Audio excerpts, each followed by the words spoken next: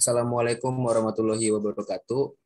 Sebelumnya izinkan saya untuk mempresentasikan tugas agama Islam bab 6 tentang meraih kasih Allah Subhanahu wa taala dengan ihsan. Nama saya Muhammad Rafi, absen 18. Saya Nadia Aulia, nomor absen 19.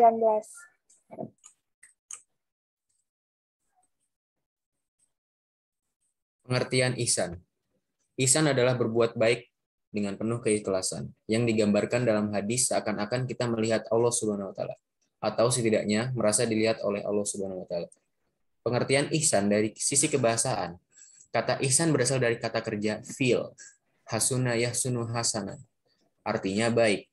Kemudian mendapat tambahan hamzah di depannya, menjadi ahsana yuhsinu ihsanan, artinya memperbaiki atau berbuat baik. Menurut istilah, ihsan pada umumnya diberi pengertian dari kutipan percakapan Nabi Muhammad SAW dengan malaikat Jibril. Ketika beliau menjelaskan makna ihsan, Rasulullah SAW bersabda, kamu beribadah kepada Allah seolah-olah kamu melihatnya. Jika kamu tidak melihatnya, maka sesungguhnya ia melihatmu. Jadi, ihsan adalah menyembah Allah Subhanahu wa taala seolah-olah melihatnya. Dan jika ia tidak mampu membayangkan melihatnya, maka membayangkan bahwa sesungguhnya Allah Subhanahu wa taala melihat perbuatan kita. Dengan kata lain, ihsan adalah beribadah dengan ikhlas, baik yang berupa ibadah khusus seperti sholat dan sejenisnya maupun ibadah umum seperti aktivitas sosial.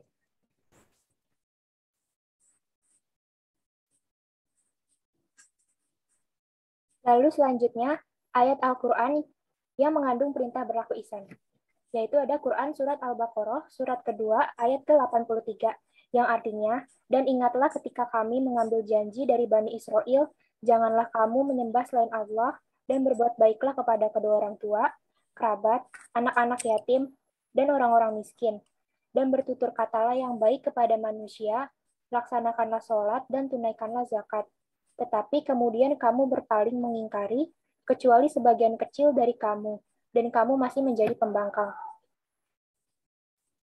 Dalam ayat di atas, Allah Subhanahu wa taala mengingatkan Nabi Muhammad SAW atas janji Bani Israel yang harus mereka penuhi. Tetapi pada akhir ayat ini, Allah Subhanahu wa taala menyatakan, "Dan kamu masih menjadi pembangkang." Ini menunjukkan kebiasaan orang-orang Bani Israel dalam merespon perintah Allah Subhanahu wa taala, yaitu membangkang, sehingga tersebarlah kemungkaran dan turunlah azab kepada mereka.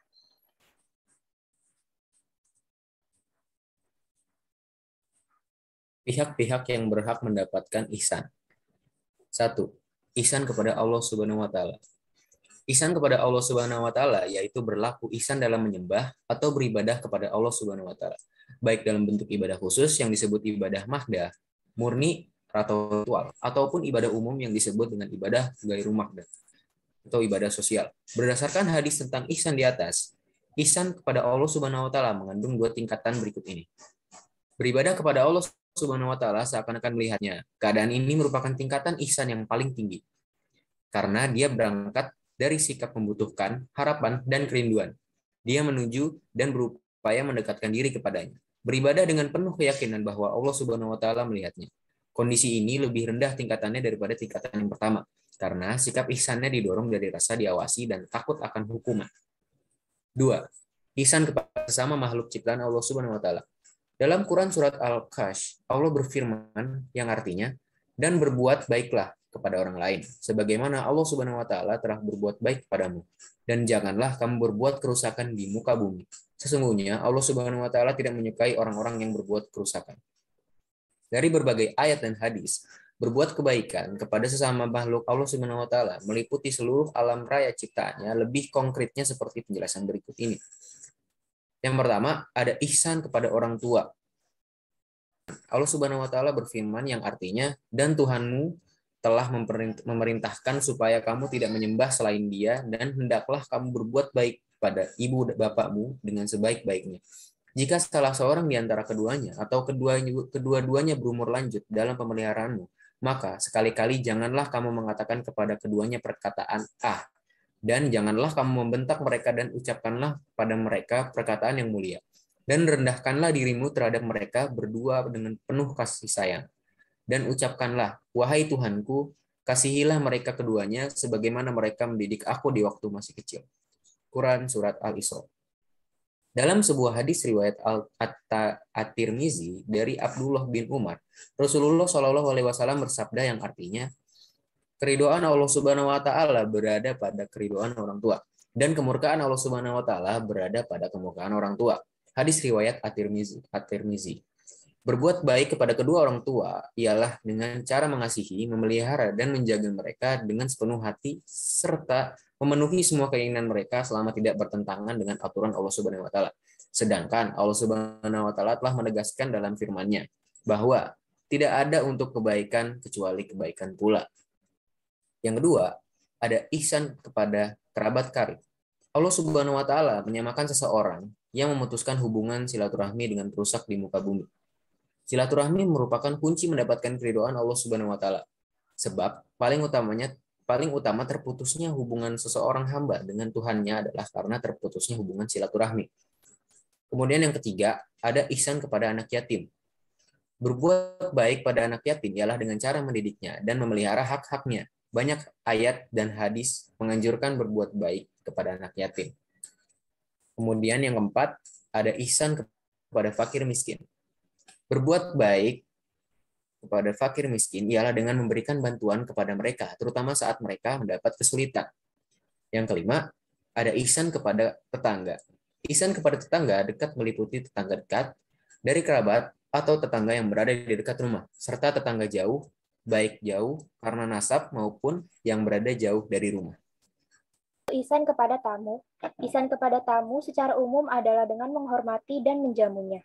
Rasulullah bersabda, yang artinya, barang siapa beriman kepada Allah dan hari akhir, hendaklah memuliakan tamunya. Hadis riwayat jamaah kecuali Nasai. Tamu yang datang dari tempat jauh atau dengan sebutan Ibnu Sabil, cara berbuat ihsan kepada Ibnu Sabil yaitu dengan memenuhi kebutuhannya, menjaga hartanya, memelihara kehormatannya, serta menunjukkan jalan jika ia meminta. Lalu, berbuat ihsan yang ketujuh, yaitu ihsan kepada karyawan atau pekerja. Kepada karyawan atau orang-orang yang terikat perjanjian kerja dengan kita, termasuk pembantu, tukang, dan sebagainya, kita diperintahkan agar membayar upah mereka dengan segera atau sebelum keringat mereka kering.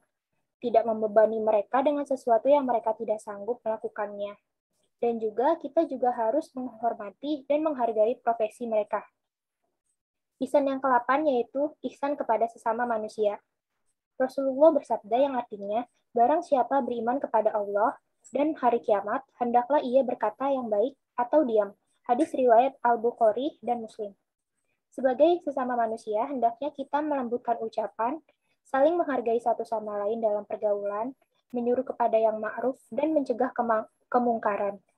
Menunjuki jalan jika tersesat, mengajari mereka yang bodoh, mengakui hak-hak mereka, serta tidak mengganggu mereka dengan tidak melakukan hal-hal yang dapat mengusik serta melukai mereka. Ihsan yang ke-9 yaitu ihsan kepada binatang.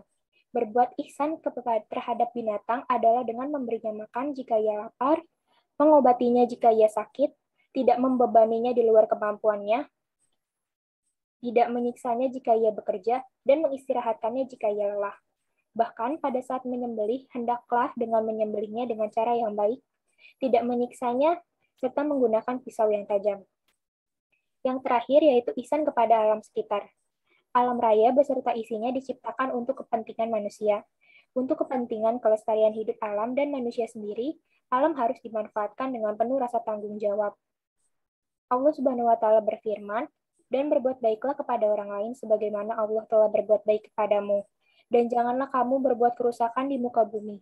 Sesungguhnya Allah tidak menyukai orang-orang yang berbuat kerusakan." Quran Surat Al-Qasas ayat 77.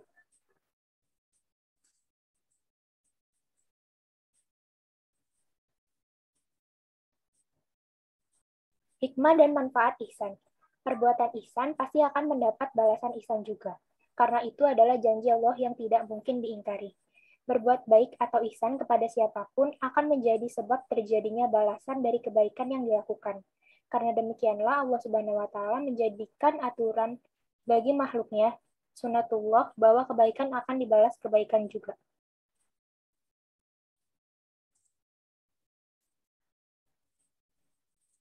sikap dan perilaku terpuji yang harus dikembangkan terkait dengan ihsan.